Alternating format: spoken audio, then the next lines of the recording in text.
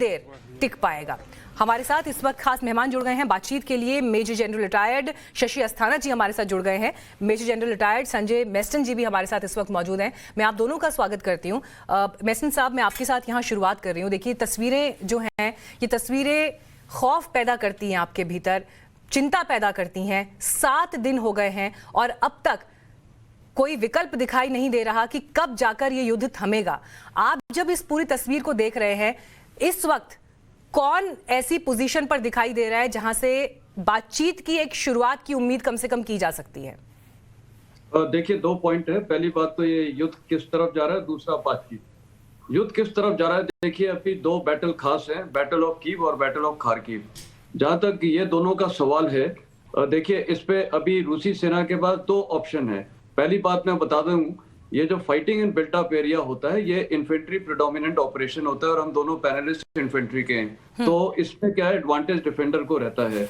अब ऑप्शन रूसी सेना के पास 2 हैं। पहला ऑप्शन कि वो स्ट्रीट फाइटिंग क्लियर करके चलते चले, वो बहुत टाइम कंज्यूमिंग होगा, उसमें बहुत हेवी कैजुअलिटीज होंगी, क्योंकि ये पूरा इलाका, सब बिल्डिंग, सब गली, सब कुछ डिफेंडर को अच्छी तरह पता है, वो वहां रहता है, उसको सब कुछ पता है और वो लॉजिस्टिकली भी काफी अच्छा स्टॉक होगा और उसको ये भी पता है कि यहाँ से फायर आया, तुरंत फायर करके वो दूसरी जगह चला जाएगा, तो ये उसको बहुत फायदा है। लेकिन दूसरा विकल्प इसके पास ये है कि ये उसको भी पता है रूसी सेना को कि ये बिल्डिंग में डिफेंसिव पोजीशन लिया हुआ है और काफी बिल्डिंग्स में वो चेंज करता रहेगा पोजीशन, तो वो बिल्डिंग्स को टारगेट करने का उसके पास विकल्प है। और जो अभी लग रहा है आपके विजुअल्स के द्वारा भी कि वो बिल्डिंग्स को टारगेट कर रहे हैं और वो मेरे ख्याल अभी रूसी सेना को या प्रेसिडेंट पुतिन को इसकी चिंता नहीं है कि बिल्डिंग्स में या लोगों पे क्या प्रभाव पड़े। तो हो सकता है अगर ये स्ट्रेटेजी अपनाते हैं कि ये बिल्डिंग को बर्बाद करते हुए चलते, फिर तो ये काफी जल्दी हो जाएगा। आज रात को भी गिर सकता है, कल भी गिर सकता है। दूसरा सवाल होता है ये लड़ाई कब खत्म होगी। लड़ाई क्या कीव और खार्किव को कैप्चर करने से हो जाएगी? मैं बोलूंगा नहीं। ये एक स्ट्रेटेजिक ऑब्जेक्टिव्स हैं, वो कैप्चर हो जाएंगे। क्या पूरे देश को कैप्चर करना चाहेगा? तो इसीलिए मैं अफगानिस्तान में था और मैंने वहां बहुत डिटेल में ये स्टडी की थी रूसी सेना का। वहां ग्राउंड पे भी कुछ जगह गया था उस समय, तो खैर रूसी से जब मैं तो 2011 से 14 था। तो देखिए, लड़ाई जब खत्म होगी, जब पूरी या तो यूक्रेन को कैप्चर करें, और क्या वो लोगों की विल को तोड़ पाएंगे, क्योंकि लोग कितने मर पाएंगे। आप उदाहरण पे देखिए, अफगानिस्तान में जब रूसी सेना थी वहां पर 10 साल के लिए टोटल 20 लाख अफगान मरे थे और 15,000 सेना मरी थी सोवियत की। कहने का मतलब है यहाँ सिविलियन कैजुअलिटी लोग बहुत मरेंगे, उसमें कोई डाउट ही नहीं है। लेकिन उसके बाद क्या एक रेजिस्टेंस मूव बिल्ड अप हुआ था, वो रेजिस्टेंस को आप इंसर्जेंसी का नाम दे दिए या गुरिल्ला वॉरफेयर का नाम दे दिए, तो वो चलेगा। तो क्या हम उसको बोलेंगे कि लड़ाई खत्म हो गई है? लड़ाई जब खत्म होगी जब इसका एंड स्टेट जिसको जो चाहिए था वो मिल जाएगा। वो मेरे को नहीं क्लियर होता है कि एंड स्टेट क्या रहेगा, रूसी सेना को क्या मिलेगा। क्या खार्किव, चलो उन्होंने ज़ेलेंस्की को भी मार दिया। सर, मैं लौटती हूँ आपके पास और एक बार पीसीआर में आपसे रिक्वेस्ट करूंगी, वो जो 7 तस्वीरें थी, एक बार वो 7 तस्वीरें दोबारा दिखाइए। जो 7 दिन की तस्वीरें हैं, डे 1 से लेकर डे 7, ये 7 दिन जो युद्ध हुआ है उसकी अलग अलग तस्वीरें हम आपको दिखा रहे हैं। दिन बेशक अलग हो सकते हैं, लेकिन इसमें आप ये समझेंगे कि कैसे एक एक करके रूस की सेना आगे बढ़ी, हमले का दायरा बढ़ता चला गया, हर दिन एक नई चिंता के साथ सामने आया, लेकिन हालात जस के तस बने हुए हैं। अभी भी जो एक टकराव की स्थिति कह लें या एक परिस्थितियां सुलझने की दिशा में बढ़े, वैसा नजर नहीं आ रहा है। और शशि अस्थाना जी, ये तस्वीर अगर आप भी देख रहे हैं, इन 7 दिनों में बदला क्या है? परिस्थितियां और खराब होती चली गई हैं, लेकिन इनके बीच हम देख रहे हैं कि एक दौर की बातचीत हो चुकी है, दूसरे दौर की बातचीत प्रस्तावित है। लेकिन अगर हालात ऐसे हैं, 7 दिन में जो ये तबाही की तस्वीरें हम देख रहे हैं, ये बातचीत के लिए कैसा माहौल दे पाएंगी जिसमें हम कुछ सोच पाएंगे, कुछ पॉजिटिव तरीके से बात हो या निष्कर्ष की तरफ या हल की तरफ दोनों देश आगे बढ़ पाए? देखिए, जो तस्वीरें तो हालांकि मैं नहीं देख पा रहा हूं, लेकिन ये तस्वीरें जो हैं इसकी युद्ध की भीषणता को दिखाती हैं। और जहां तक बातचीत की बात है, जब तक दोनों देशों के जो राष्ट्रपति हैं उनके जो उन्होंने अपने ये रखे हुए हैं कि भाई हमारी ये मांगे हैं, अगर वो मांगों में जब तक बदली नहीं होती तब तक बातचीत से कोई रास्ता निकलेगा ये बहुत मुश्किल है। दूसरी बात, जो रूसी सेना है शुरू में वो जल्दी से अच्छी गति से आगे बढ़ गई, उस समय रेजिस्टेंस इतना नहीं था। उसके बाद में जब ये टाउन्स के नजदीक आए हैं, जैसे कीव हो गया, खार्किव के जब नजदीक पहुंचे हैं, उसके बाद रेजिस्टेंस बढ़ गया। जैसे कि मेरे से पहले प्रवक्ता बता रहे थे, जो को पैनलिस्ट हैं हमारे, तो जब एक बार fighting in built up area शुरू हो जाता है तो ये लड़ाई थोड़ी स्लो हो जाती है। अब रशिया के पास जो ऑप्शंस हैं वो ये हैं कि सबसे पहली बात ये है कि भाई वापस तो वो जा नहीं सकते, जो उन्हें नुकसान होना था फाइनेंशियल हालत में वो नुकसान उन्हें हो रहा है और होता ही रहेगा। अगर वो युद्ध बंद भी कर देते हैं तो भी वेस्ट मानने वाला नहीं है, उनको जो नुकसान होना है वो नुकसान होगा ही। तो अब उनके पास एक ही ऑप्शन है कि उनका ऑब्जेक्टिव हमें पूरी तरीके से पूरा करना है। अब उस ऑब्जेक्टिव को पूरा करने के लिए या तो वो स्ट्रीट फाइट में घुस जाएं। अगर वो स्ट्रीट फाइट में घुसते हैं तो बहुत लंबा हो जाएगा, उनके लिए कॉस्ट बहुत ज्यादा बढ़ जाएगी। अटैकर को फायदा नहीं है, डिफेंडर को फायदा होता है, तो ज्यादा उन्हें जान माल का नुकसान भी सहना पड़ेगा। सर, और स्ट्रीट फाइट वाले पॉइंट पर आ रहे हैं, उसको मैं डिटेल में डिस्कस करना चाहूंगी, लेकिन इस वक्त स्टूडियो में हमारे साथ मेजर जनरल रिटायर्ड जीजी द्विवेदी जी भी जुड़ गए हैं। सर, वेलकम है आपका स्टूडियो में। लेकिन देखिए, रूस यूक्रेन जंग का 7वां दिन और लगातार यूक्रेन जो है मिसाइल के अटैक हो रहे हैं। यूक्रेन में जिस तरह से मिसाइल अटैक हो रहे हैं, इस बीच सवाल ये भी है कि परमाणु प्लांट पर अगर हमला हुआ तो क्या होगा। आपको हम बता दें कि किस तरह से ये एक बड़ी तबाही की तरफ इशारा करता है और पूरी दुनिया को इसके लिए पूरी दुनिया में इसको लेकर चिंता होनी चाहिए। अगर एक भी परमाणु प्लांट पर हमला होता है तो भीषण तबाही मच जाएगी। अभी कुछ दिन पहले ही रूसी सेना ने यूक्रेन के चेर्नोबिल परमाणु प्लांट को अपने कब्जे में लिया था, तो यूक्रेन ने पूरी दुनिया में तबाही मचने का अंदेशा जताया था। यूएनजीए की आपात बैठक में भी इस विषय को लेकर चर्चा हुई थी और पूरी दुनिया इसे लेकर चिंतित है। लेकिन परमाणु प्लांट पर अगर हमला हुआ तो क्या होगा, इसे लेकर कुछ ग्राफिक्स हमने आपके लिए तैयार किए हैं। आपको बताते हैं कि यूक्रेन में कुल मिलाकर 15 परमाणु प्लांट हैं। आधे घंटे में, मुझे बड़ी तकलीफ हो रही है आपको ये डेटा बताते हुए, लेकिन देखिए ये सच्चाई है, ये वो खतरा है जिससे पूरी दुनिया को आगाह रहना चाहिए कि अगर इन 15 परमाणु प्लांट्स पर हमले होते हैं तो आधे घंटे में 10 करोड़ मौत हो सकती है। 10 करोड़ जिंदगियां एक झटके में खत्म हो सकती हैं। दुनिया में क्लाइमेट सिस्टम बिगड़ जाएगा। एक परमाणु बम पूरे शहर को तबाह करने की शक्ति रखता है। जापान के हिरोशिमा नागासाकी का इतिहास पूरी दुनिया जानती है, लेकिन एक बार फिर हम उस मुहाने पर खड़े हैं। दुनिया के 10% हिस्से में सूरज की रोशनी नहीं पहुंच पाएगी। ग्लोबल रेनफॉल में 45% की कमी आएगी। दुनिया 18,000 साल पीछे चली जाएगी। और द्विवेदी जी, देखिए ये तो वो खतरे हैं जिनके बारे में बात करते हुए भी एक सेकंड के लिए लगता है कि आपकी सांस थम जाएगी या रुक जाएगी, जब हम ये समझ रहे हैं कि किस तरह से वातावरण खराब होगा। आधे घंटे में 10 करोड़ लोग जो है वो नहीं रहेंगे, मृत घोषित हो जाएंगे। इन सब खतरों को और इन पर बात करने के लिए जब तक दोनों देश एक मैच्योरिटी के साथ बात नहीं करेंगे कैसे होगा। और कम से कम जंग के जो हालात हैं उसमें उस मैच्योरिटी की उम्मीद कैसे की जा सकती है कि एक तरफ आपकी जमीन पर हमला हो रहा है और दूसरी तरफ आप बातचीत के टेबल पर बैठे हैं। देखो, जो आपने बताया है, हम इसको बोलते हैं कैटास्ट्रोफिक सिचुएशन, यानी कि इतनी इसमें बर्बादी हो जाएगी जिसका हम वर्णन नहीं कर सकते। ये तो आपकी असेसमेंट है। बर्बादी इससे और भी ज्यादा हो सकती है। अभी यहाँ 2 बातें हैं। जो युद्ध है ये एक बहुत निर्णायक मोड पर पहुंच गया है।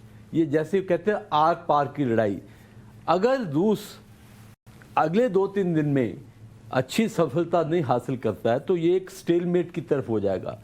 और दूसरा यह है कि अभी युद्ध जो है fighting in built up period हो गया है। इसमें मेरा अपना बहुत अनुभव है और मैं आपको इसमें 2-3 बातें बताना चाहता हूँ कि जब आप बिल्ट अप एरिया में आ जाते हैं तो हमलावर के लिए मुश्किल बहुत होती है, क्योंकि उसकी कैजुअलिटी बहुत होती है। हर एक बिल्डिंग एक बंकर बन जाती है, हर एक स्ट्रीट पर आपको लड़ना पड़ता है और वहाँ जो आपके बड़े हथियार हैं वो काफ़ी नाकाम हो जाते हैं, उनका ज़्यादा यूज़ नहीं होता है। ये फाइटिंग जो है स्मॉल आर्म्स की होती है और इन्फेंट्री की फाइटिंग होती है।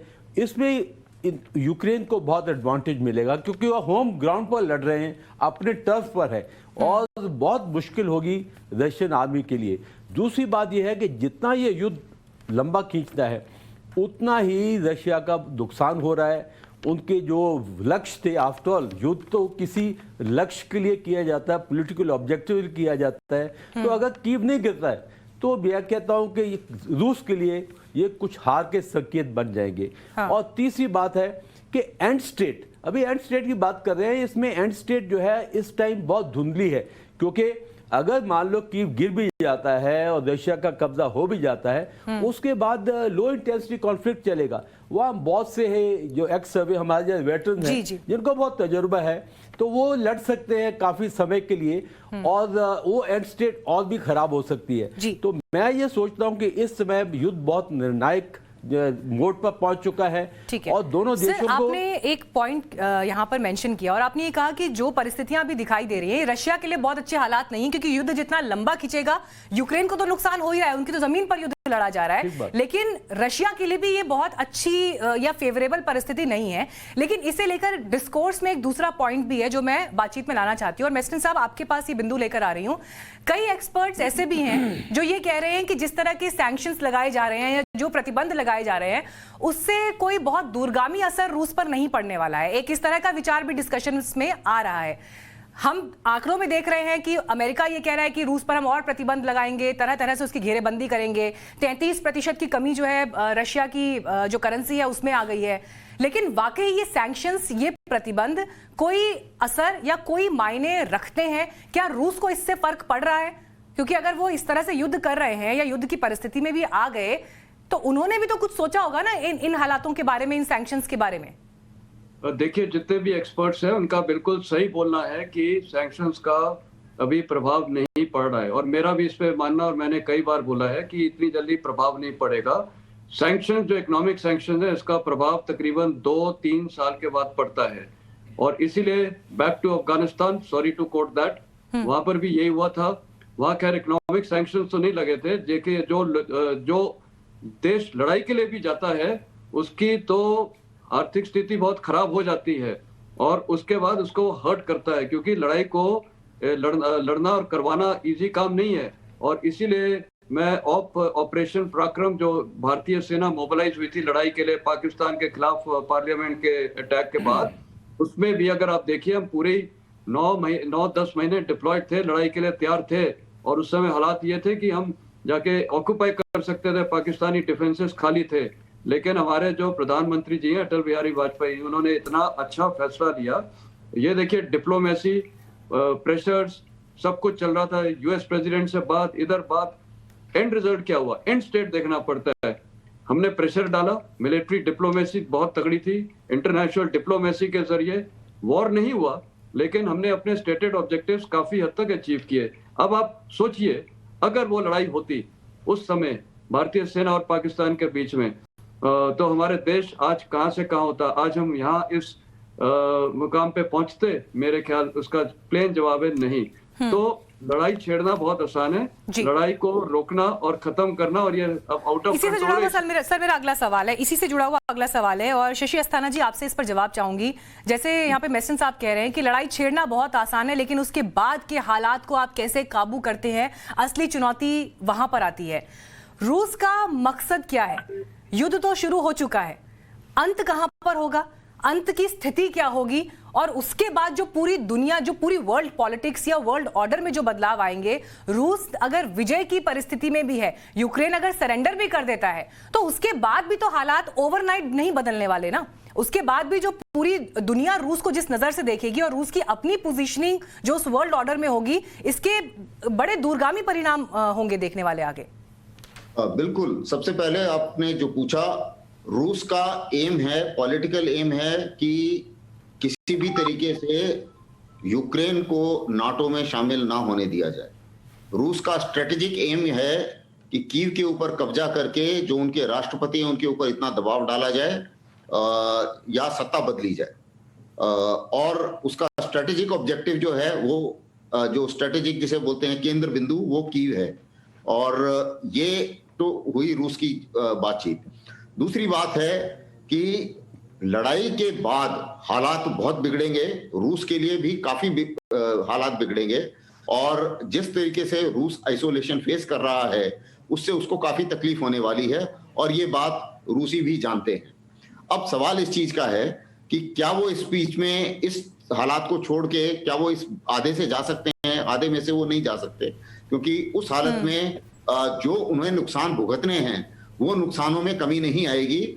और तीसरी बात मैं ये बताना चाहूंगा, अभी इंफॉर्मेशन वॉरफेयर इस तरीके से चल रही है कि पूरा वर्ल्ड पुतिन को विलेन बनाने में लगा हुआ है और यूक्रेन के प्रेसिडेंट को हीरो बनाने में लगा हुआ है, और जो वेस्ट है फायदा उनको हो रहा है, फायदा यूनाइटेड स्टेट्स को हो रहा है। उनके जो हथियार की बिक्री है उसका सेंसेक्स जो है वो उछल के कई अंक ऊपर पहुंच गया है। और अगर आप देखते हैं कि लड़ाई का नतीजा कुछ भी हो, रूस फाइनेंशियल माली हालत में बहुत बुरी तरीके से झटका लगेगा रूस को, और यूक्रेन पूरी तरीके से बर्बाद हो जाएगा। आज के हालात में जो वेस्ट है वो अपना सेल्फ इंटरेस्ट में इस लड़ाई को बढ़ाए जा रहा है कि हम और सामान देंगे, हम और हथियार देंगे, आप लड़िए, वो इस तरीके से कर रहा है। बीच में एक बार यूक्रेन के जो राष्ट्रपति हैं वो बीच में बोलने लगे थे कि नहीं मैं न्यूट्रल हो जाऊंगा, उसके बाद उनकी 1.5 घंटा बाइडेन से बातचीत हुई और उसके बाद वो फिर बहादुरी पे आ गए कि नहीं हम सरेंडर नहीं करेंगे और हमारी जो मातृभूमि है उसकी रक्षा करेंगे वगैरह वगैरह।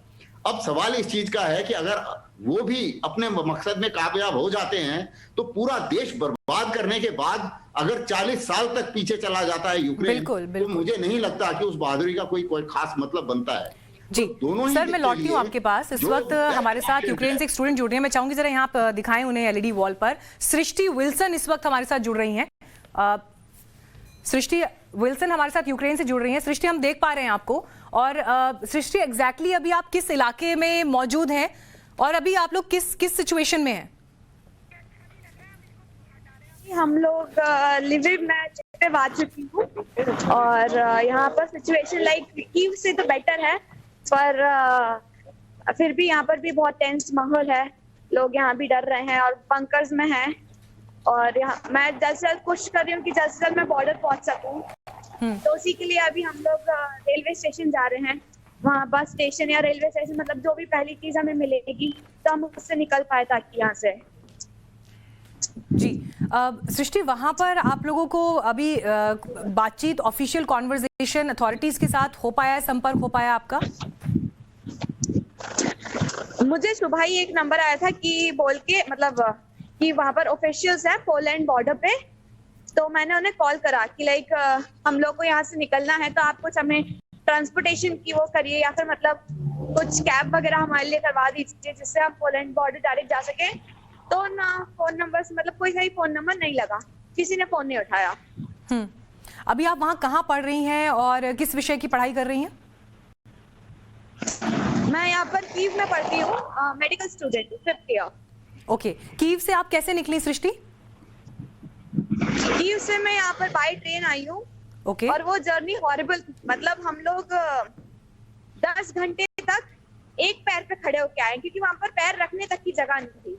लोग ऐसे भर रहे थे, मतलब वहां से निकल रहे थे कीव से।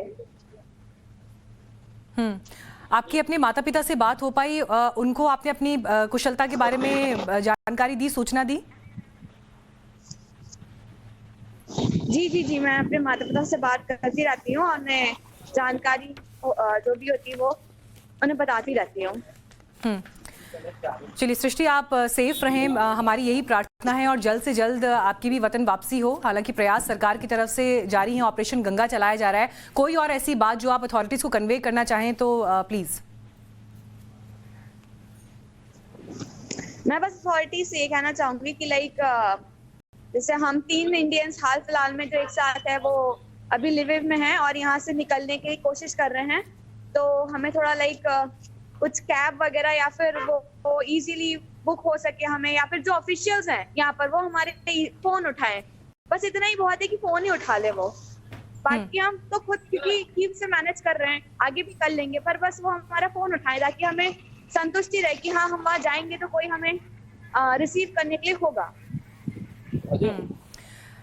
सृष्टि, हालांकि मैं समझ सकती हूँ आप लोग अभी जंग जैसे हालात पर वहाँ मौजूद हैं, लेकिन फिर भी जैसे आप यहाँ पहुंची, कीव से निकलना जैसे हुआ आपका, इन 2 दिनों की या 3 दिनों की परिस्थितियों में कुछ बदलाव आपने देखा या हालात वैसे ही हैं अभी भी?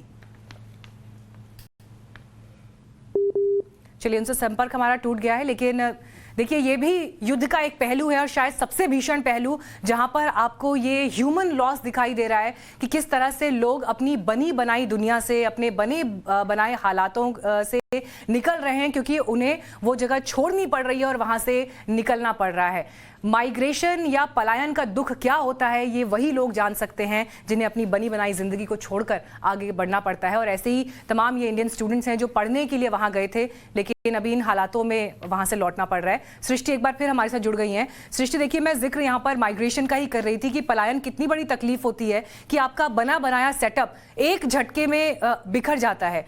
हम लोग तो यहाँ से बैठकर आपकी कहानी सुन रहे हैं, आपको तस्वीरों में देख रहे हैं, लेकिन झेल आप रहे हैं। क्या कुछ गुजरा है इन दिनों में आपके ऊपर? इन दिनों में मेंटल ट्रॉमा और जो मेंटल हेल्थ के सबसे ज्यादा तो उस पे ही अफेक्ट हुआ है, क्योंकि लाइक रातों रात आपको बंकर्स में भागना है, आपके सामने बॉम्ब गिर रहे हैं, आपके सामने लोग मर रहे हैं, गोलियां चल रही है सॉरी, और आपके दिल में डर है कि कब आपकी बारी आ जाए। तो सबसे ज्यादा मेंटल हेल्थ हम लोगों की बहुत ज्यादा अफेक्ट हुई है। स्टडीज हम लोग की पूरी तरीके से खत्म हो गई है। तो और अब हम लोग जैसे घर से छोड़कर आए हैं, तो हम लोग सिर्फ जो इम्पोर्टेंट सामान है वही लेके आए। तो अब हमारा सारा सामान वहां पर है, किताबें, कॉपी, सारी चीजें। तो हमें वो है कि हमारा अगर कुछ घर को हो गया या किसी भी चीज को हो गया, तो हमारा तो सारा जो बनाया हमने सब करा है वो सब मिट जाएगा। आपके साथ सृष्टि अभी और कितने इंडियंस इस एरिया में मौजूद हैं, या कैसे रेस्क्यू हो रहा है, जो कुछ आपने अपनी आंखों से देखा हो, कुछ भी अपने अनुभव आप शेयर करना चाहें तो? जी जब 25 या 24 कौन सी तारीख थी, 25 या 24 की रात को जब बॉम्ब फटा था, जो मिसाइल गिरी थी वो मेरे घर के जस्ट सामने गिरी थी और मैंने अपनी आंखों से उसे देखा था कि हाँ बॉम्ब फट रहा है। मतलब मेरे घर के 1 किलोमीटर की कुछ दूरी करीब होगी। और फिर उसके बाद 26 की रात को मैंने अपने घर के सामने देखा था कि जो यूक्रेनियन मिलिट्री है वो लोगों को मतलब गोलियों से डरा रही है, जो सिविलियंस हैं उन पे लाइक या अगर वो लोग कुछ कर रहे हैं तो उन पे गोली चला भी दे रही है। तो ये सब मैंने अपनी आंखों से खुद देखा है। सृष्टि, आप सुरक्षित रहें और जल्द आप लौट पाएं अपने पेरेंट्स के पास, फैमिली के पास, बस यही इस वक्त हमारी दुआ है। But thank you so much हमारे साथ जुड़ने के लिए और ये अनुभव साझा करने के लिए। और द्विवेदी जी, देखिए जिस तरह से सृष्टि ने अपनी पूरी आपबीती सुनाई है, आप सर्व कर चुके हैं आर्मी में, लेकिन आप तो उन चीज़ों के लिए ट्रेन थे, उन हालातों से निपटने के लिए ट्रेन थे, लेकिन ये इस पूरे युद्ध का वो पहलू है जहां पर आम लोग, स्टूडेंट्स हैं 17-18 साल के, 21-22 साल के एज ग्रुप के, जो जंग जैसे हालातों का सामना कर रहे हैं। यकीनन उनकी लाइफ में भी ये एक ऐसा चैप्टर होगा जिस पर शायद कल को बड़ी बड़ी किताबें लिखी जाएं, फिल्म्स बन जाएं, या एक ऐसा अनुभव जिसे कभी बुलाया नहीं जा सकता। बिल्कुल मीनाक्षी जी, ये बहुत दुर्भाग्यपूर्ण है कि हमारे स्टूडेंट इस हालात में फंस गए हैं। एक बड़ा ट्रॉमा होता है। हम देखो फौज में आते हैं, पूरे NDA IMA में ट्रेनिंग करके फिर जाते हैं बैटलफील्ड में, हम मेंटली प्रिपेयर्ड होते हैं उनके लिए। पर इन स्टूडेंट के लिए जो कि पढ़ने गए हैं उन पर क्या बीत रही है, और मैं खुद भी अभी प्रोफेसर हूँ, तो इनका कैरियर का सवाल है, इनकी आगे ज़िंदगी का सवाल है कि अपनी डिग्री कंप्लीट कर पाएंगे नहीं कर पाएंगे, कितना इन्होंने फीस दे दी है, 20-25 लाख इनके ऊपर आता है। माँ बाप को भी बहुत फिक्र होता है। तो मैं सोचता हूँ कि ये एक बहुत ही दुर्भाग्यपूर्ण सिचुएशन है, और कैसे ये स्ट्रगल कर रहे हैं कि कीव से लेके वो बॉर्डर तक गए हैं, 10 घंटे एक पाँव पर खड़े हुए हैं, भूखे हैं, प्यासे हैं, कुछ पता नहीं कि किस समय वो गोली का शिकार भी हो सकते हैं, उन पर एक जान का खतरा है। तो ये एक बहुत ही ट्रॉमा है, और ये आप ठीक बता रहे हैं कि ऐसा अनुभव जो है, ऐसा एक्सपीरियंस है, ये बहुत ही एक ब्रेथ टेकिंग एक्सपीरियंस होता है, क्योंकि लड़ाई के मैदान में गोली नहीं पहचानती कि कौन है, गोली वहां लगती है जहां उसको लगना होता है। तो मैं सोचता हूँ कि इनके लिए एक it is almost like a nightmare है, और मैं यही प्रार्थना करता हूँ कि हमारे सारे स्टूडेंट वो ठीक ठाक वापस आ जाएं। और मुझे नहीं लगता कि कब हालात यूक्रेन के बदलेंगे, इनका भविष्य जो है वो भी काफ़ी अभी अनसर्टन हो जाएगा, क्योंकि ये सारे मेडिकल स्टूडेंट हैं। देखिए, और भविष्य की इन अनिश्चितताओं को लेकर एक अलग तरह की चिंता है, लेकिन जो वर्ल्ड लीडर्स हैं उनकी भूमिका पर भी दुनिया आगे जरूर सवाल पूछेगी। उनकी भूमिका, उनका रोल क्या रहा, कब वो क्या कर सकते थे, ये अलग अलग तरह से जो है आगे डिस्कस भी किया जाएगा और क्रिटिसाइज भी किया जाएगा, सवाल भी इस पर उठाए जाएंगे।